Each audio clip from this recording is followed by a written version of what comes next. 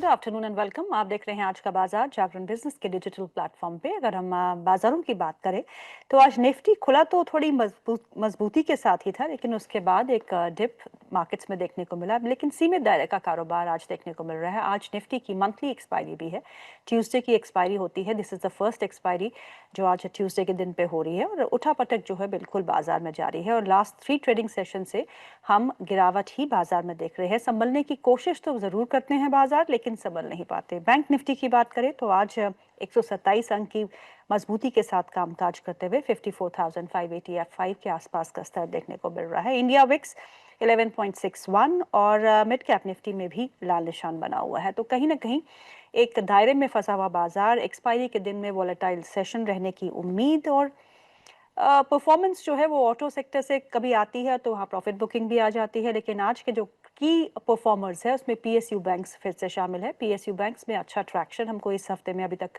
देखने को मिला है। टाटा मोटर्स के शेयरों में गिरावट है क्योंकि कल से जो है डीमर्जर का अक्टूबर का डेट जो दिया है, अक्टूबर 1 से डीमर्जर जो है वो पोजीशन में आएगी। और मूडीज ने उनके जो रेटिंग है उसको रिटेन किया है BA1, बट आउटलुक जो है नेगेटिव किया है because of the GLR cyber attack thing which disrupted their workings there in Europe। तो उसके चलते हुए थोड़ा बहुत दबाव हमको टाटा मोटर्स के स्टॉक में देखने को मिल रहा है। और ट्रम्प साहब ने एक नई ड्यूटी लगाई है, 100% tariff on movie made outside US। तो वहाँ पे एक और टैरिफ 100% का, जिसपे आज हमको थोड़ा बहुत इम्पैक्ट जो है डोमेस्टिक इंडस्ट्री में भी देखने को मिल रहा है, जिसमें Prime Focus, PVR INOX, Tips industries, Shemaroo जैसे स्टॉक्स शामिल है। बाजार की दिशा किस ओर रह सकती है? आपको ऐसे बाजार में क्या करना है? क्या ये खरीदारी का मौका है? इस पे हम चर्चा करेंगे। दो खास मेहमान हमारे साथ जुड़ चुके हैं। Mister Amrish Baleka, he is an independent market analyst, and mister Himen Kapadia, technical associate DR Choksey Finserv. आप दोनों का बहुत बहुत स्वागत है कार्यक्रम में। My first question goes to Amrish sir. Amrish sir, thank you so much for joining in today. Amit sir, पहले तो हम RBI पॉलिसी की बात करते हैं। पॉलिसी की बैठक तो शुरू हो चुकी है। कल आउटकम भी हमको सुनने को मिलेगा 10 बजे, जब गवर्नर साहब ये बताएंगे कि क्या ब्याज दरों में कटौती होगी या नहीं। आपकी एक्सपेक्टेशंस क्या है? मुझे लगता नहीं कि इस बार कटौती होगी। I think RBI governor will keep the ammunition for the next meet, क्योंकि गवर्नमेंट ने काफी कुछ काम किया है इस बार, in the sense from GST revision. I think ji. That is a good fillip for the economy, specially from a consumption point of view. तो मुझे लगता है नहीं हम्म। कि immediately RBI will act on cutting rates this time. I think they will keep this for the next time. Okay, so no rate cut, status quo, and next time December policy में हो सकता है ब्याज दरों में बदलाव हो, ऐसा अमित सर का मानना है। Himen sir, thank you so much for taking out time. आपको क्या लगता है चार्ट्स को देख के, क्या ये एक समय है जहां हमको खरीदारी करनी चाहिए, बाय ऑन डिप्स की स्ट्रेटेजी, या फिर अभी कुछ क्लियर नहीं है, one should stay very cautious? Very good afternoon Geetu ji. Thank you for having me on the show. मेरे हिसाब से थोड़ा दूर रहना चाहिए गीतू जी, क्योंकि ओवरसोल्ड है मार्केट। यहाँ से बाउंस की उम्मीद है, लेकिन ये बाउंस होगा, रिकवरी रैली तो अभी कुछ ऐसी दिख नहीं रही है। स्टॉक स्पेसिफिक रहना चाहिए या मार्केट से थोड़ा दूर रहो। Let's wait for stability to come in, क्योंकि अभी ओके। तक ठीक है, इधर मतलब काफी दिनों से वन वे गिरावट है। 24,600 के आसपास का सपोर्ट है, वहाँ पे मार्केट खड़ा है। मुझे लग रहा है यहाँ से 200-250 पॉइंट का बाउंस भी आना चाहिए। लेकिन खास कुछ सेटअप इतना अच्छा नहीं लग रहा है। थोड़ा और, मतलब आई वुड से एक 15 दिन और वेट करना चाहिए। Better to okay. Buy late then, I mean confirmation के बाद। अभी तक कैचिंग अ फॉलिंग नाइफ वैसा तो नहीं है, लेकिन कोई टेक्निकल सिग्नल्स खास करके मेटल्स को छोड़ के एज अ सेक्टर कहीं पे और ऐसा कुछ कंपेलिंग रीजन चार्ट के हिसाब से दिख नहीं रहा है गीतू जी कि आप बाई करें। हाँ, आपको फंडामेंटल अच्छे लग रहे हैं, आप अमरीश जी से पूछिए, और you by stocks one third करके, दैट मेक सेंस। लेकिन अगर आप थोड़े मोमेंटम या प्राइस पर ध्यान रखते हैं तो आई थिंक वो अभी तक पॉइंट आया नहीं है गीतू जी। तो अच्छा सपोर्ट आप निफ्टी के लिए कहाँ देखते हैं? Again eight 24,300 350 levels? 24,227 एंड थोड़ा दूर है, लेकिन 23,800 के आसपास मेरे हिसाब से काफी important medium to long term support है। मेक और ब्रेक लेवल नहीं कहूंगा, लेकिन काफी महत्वपूर्ण सपोर्ट है, तो वो मेंटेन करना चाहिए। दूर है, आएगा ऐसी जरूरत भी नहीं है, बट वर्स्ट कम सिनेरियो में वो ध्यान में रखना चाहिए कि थोड़ी। अमित सर, आप ऐसे बाजार में क्या कर रहे हैं जहां पे क्लैरिटी बिल्कुल नहीं है, B it on geopolitical issues, global front से टैरिफ को लेके तो हर हफ्ते वीकेंड पे कोई ना कोई खबर तो आ ही जाती है। तो ऐसे में बाजार में हम फंडामेंटल स्टोरी डोमेस्टिक बहुत स्ट्रांग है और हम इसका इम्पैक्ट जो है कुछ चुनिंदा सेक्टर्स पे देख भी रहे हैं, लेकिन अगर Right. ब्रॉडर सेंस में देखा जाए तो how do you play this market right now? See, the way I look at the market is, despite so much of adverse news, देखिए, tariff was clearly a very bad news for India. उसके बाद H1B visa का issue आ गया है. In between, Chabahar port, I think that was a direct effect on India. Pak Saudi understanding हुआ defence का, that is again negative for India. उसके बाद pharma पे टैरिफ्स आ गए, although it is not really affecting India as much, but it is ji possibly pointing to the fact कि आगे जाके there could be, I mean, tariffs even on the Indian products. So I think that's the fear which is there. कल देखा कि movies पे 100% tariff आ गया. So ji despite all so much of adverse news, in a normal situation, the markets would have cracked. पर correct. यहाँ पे हम लोग देख रहे हैं कि markets have corrected. They have not cracked because the fall is over the last, I mean, 8-9 days. 8 दिन से हम देख रहे हैं कि market नीचे आ रहा है. I mean, the fall has been just about 3.5%. So, which actually correct. shows that there is some amount of resilience in the market. And this is thanks to the domestic flows which have been coming. और जिस हिसाब से देखिए कितने IPOs आ रहे हैं. I think we are seeing record IPOs ji for September. और जी वहां भी देख रहे हैं कि there is extremely good demand for most of the IPOs. So this shows that liquidity is flowing in. तो मुझे लगता नहीं कि यहाँ से बहुत ज्यादा डाउनसाइड हो सकता है मार्केट के लिए. May not be a major upside immediately because we also have the earning season coming up. Q2 earnings जो आने वाले हैं वहां भी काफी ज्यादा एक्सपेक्टेशन नहीं है. I think that's another silver lining कि बहुत ज्यादा एक्सपेक्टेशन नहीं है बिकॉज इट विल बी जी similar to what we have seen in Q1. I think the next uptick we will see in the earnings would possibly be Q3, which would be thanks to the GST cut. तो consumption correct. का जो boom का जो effect है वो आएगा Q3 में.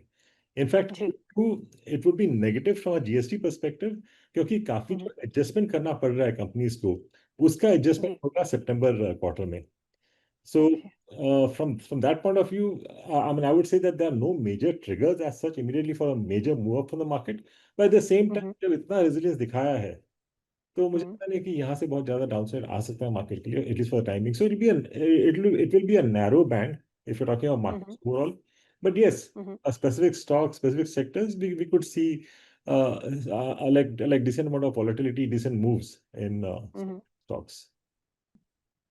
हिमेन साहब, दो स्टॉक्स के बारे में जानना चाहूंगी। एक BEL जो आज 405 के स्तर पे कामकाज कर रहा है, 1% का इजाफा यहाँ देखने को मिल रहा है और इसको एक बड़ा ऑर्डर भी मिला है डिफेंस सेक्टर से 1092 करोड़ का। उसका इम्पैक्ट हम क्लियरली स्टॉक पे देख रहे हैं और ये डे हाई के आसपास ही कामकाज कर रहा है। दूसरा अडानी पोर्ट्स, यहाँ 1.25% का इजाफा है, 1399 के आसपास का स्तर है। अडानी ग्रुप की कंपनीज में काफ़ी अच्छा एक मोमेंटम हमने देखा है पिछले हफ्ते में और आज स्पिल ओवर हम देख रहे हैं और अडानी ग्रुप के स्टॉक्स में से अडानी पोर्ट्स जो मैक्सिमम एनालिस्ट के रडार पे है आज अच्छा प्रदर्शन दिखाते हुए। सो आपके चार्ट्स दोनों ही स्टॉक्स के बारे में क्या बताते हैं?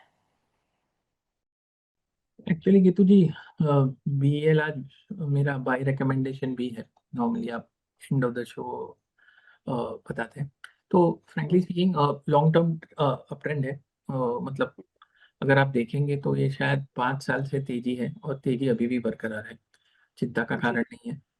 हायर टॉप हायर बॉटम है, एक डीप सा करेक्शन दे दिया 440 से लेकर 360, नॉट एग्जैक्टली 440, 435 का हाई था, तो ऑलमोस्ट 80 पॉइंट्स का करेक्शन दे दिया Geetu ji. Right now short term up trend है, मीडियम टर्म पॉजिटिव है और ये जो तेजी चल रही है उसमें 417 वाला एक 392 का एक इसने रिट्रेसमेंट दिया है। तो फ्रैंकली स्पीकिंग आउटलुक पॉजिटिव है, यहाँ पे भी बाई बनता है। और short term, medium term, long term actually काफ़ी पॉजिटिव स्टॉक है।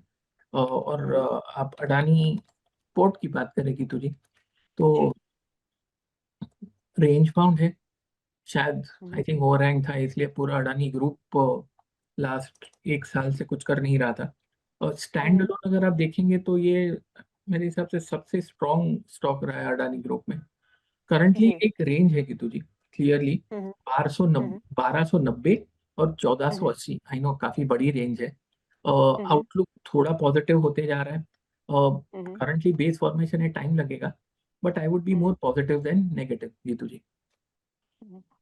अमित सर, इस साल का सबसे बड़ा आईपीओ आने वाला है टाटा कैपिटल का। 15,000 करोड़ रुपए जुटाने की योजना है और उसके चलते हुए अगर हम देखें तो NBFCs which are into the same business line, peer comparison देखें जैसे आपका LNT finance, MNM finance, Shriram finance, Bajaj Finserv, इन सभी कंपनीज को देखते हुए आपको क्या लगता है? पहले तो आपका टाटा कैपिटल पे राय क्या होगी कि सब्सक्राइब करना चाहिए या नहीं करना चाहिए, and then on this NBFC bunch of stocks आपकी इस समय क्या रिकमेंडेशन है?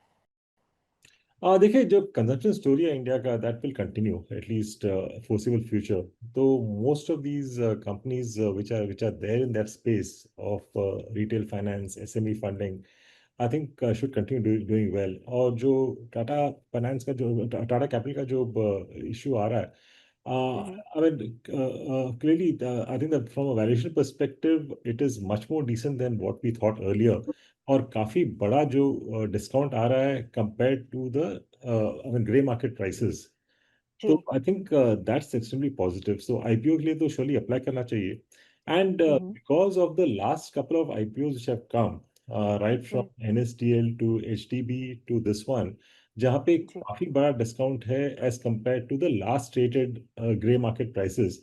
तो मुझे लगता है कि इसका इफेक्ट आएगा ग्रे मार्केट ट्रांजैक्शंस पे, specially specially the BFSI space, जहाँ पे काफी डिमांड हम लोग देख रहे हैं, including I mean something like NSE, I mean where we have seen the stock really shoot up over the last 3-4 years. It's become a multi-bagger in the gray market. तो मुझे लगता है कि overall I think there will be some sort of an effect on these companies which are planning to come out with an IPO.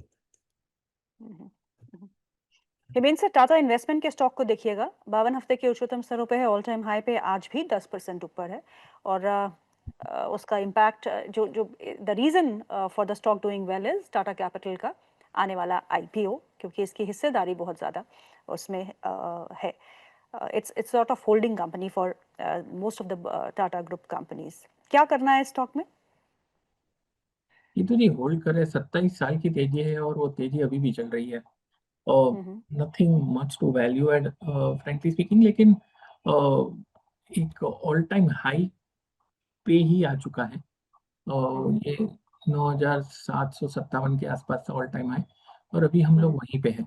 यहाँ पे शायद थोड़ा रुके नहीं रुके, लेकिन अगर ये नहीं रुकता है तो विद करेक्शंस मुझे लग रहा है 11,000 के आसपास पॉजिटिव है। जैसे मैंने बताया 28 साल की तेजी है, कंटिन्यू है गीतू जी, 27 साल की तेजी, सॉरी।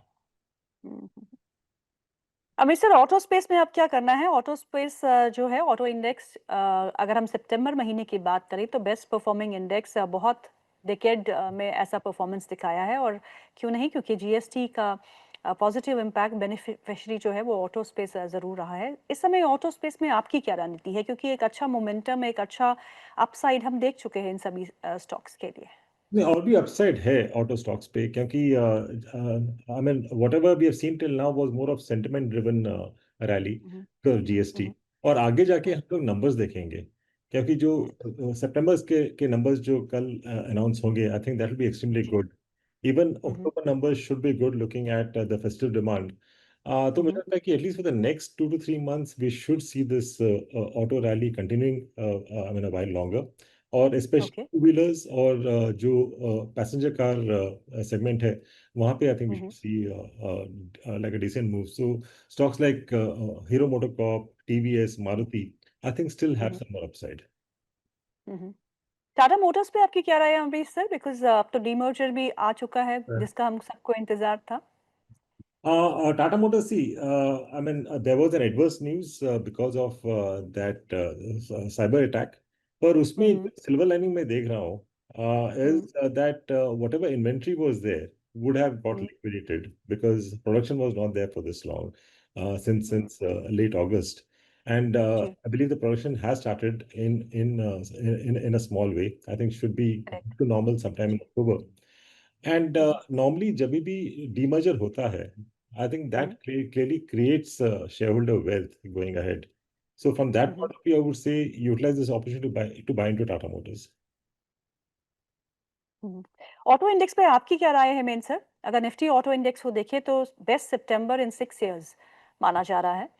क्या ये मोमेंटम सस्टेन होगा? सेटअप गीतू जी पॉजिटिव ही है। ये भी शायद हाँ ये ऑल टाइम हाई के आसपास ही आ चुका है, इसलिए हल्का सा करेक्शन हम लोग देख रहे हैं गीतू जी, बट सेटअप इज पॉजिटिव।